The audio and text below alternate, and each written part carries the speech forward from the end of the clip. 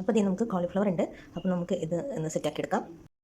അങ്ങനെ ഈ കോളിഫ്ലവറൊക്കെ കട്ട് ചെയ്ത് നമ്മൾ ചൂട് വെള്ളത്തിൽ ഇട്ട് വെച്ചിട്ടുണ്ട്. ഇനി നമുക്കിതിന് നല്ല മസാലയൊക്കെ ഇട്ട് നല്ല അടിപൊളി കറിയാക്കി എടുക്കാം.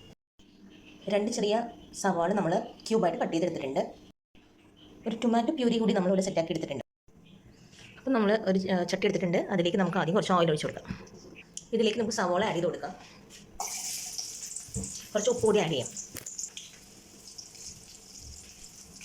അപ്പോൾ നമ്മളുടെ സവാള ഏകദേശം വഴന്ന് വന്നിട്ടുണ്ട്. അതിലേക്ക് നമുക്ക് 1/4 ടീസ്പൂൺ മഞ്ഞൾപ്പൊടി, 1/2 ടീസ്പൂൺ മുളക് പൊടി, 2 ടീസ്പൂൺ മല്ലിപ്പൊടി, അതുപോലെ നമുക്ക് ഒരു ടീസ്പൂൺ ഗരം മസാല, നമ്മൾ വീട്ടിൽ തന്നെ പൊടിച്ച മസാലയാണ്, അതുകൂടി ആഡ് ചെയ്ത് കൊടുക്കാം.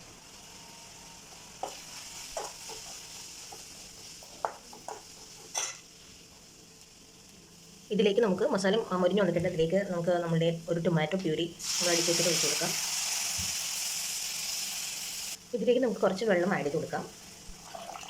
ഈ മസാലയിലേക്ക് നമ്മളുടെ കോളിഫ്ലവർ ആഡ് ചെയ്യാം.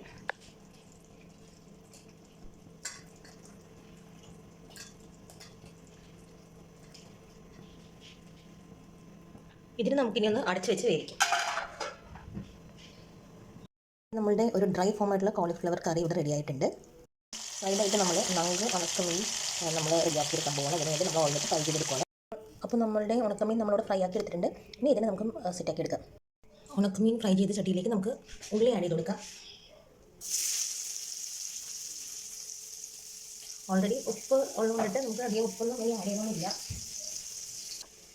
അതിലേക്ക് നമ്മുടെ ക്രഷ്ഡ് മുളക് പൊടി കുറച്ച് ആഡ് ചെയ്യാനുണ്ട്.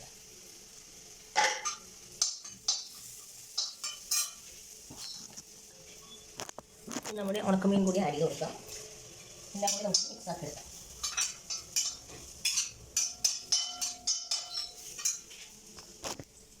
അപ്പോൾ നമ്മുടെ ഉണക്കമീൻ ഇവിടെ റെഡി ആയിട്ടുണ്ട്. അപ്പോൾ ഇതിൻ്റെ കൂടെ തൈര് കൂടി ഉണ്ടെങ്കിൽ നല്ല അടിപൊളി കോമ്പിനേഷനാണ്. അപ്പോൾ വീഡിയോ ഇഷ്ടപ്പെട്ടെങ്കിൽ ലൈക്ക്, ഷെയർ, സബ്സ്ക്രൈബ്.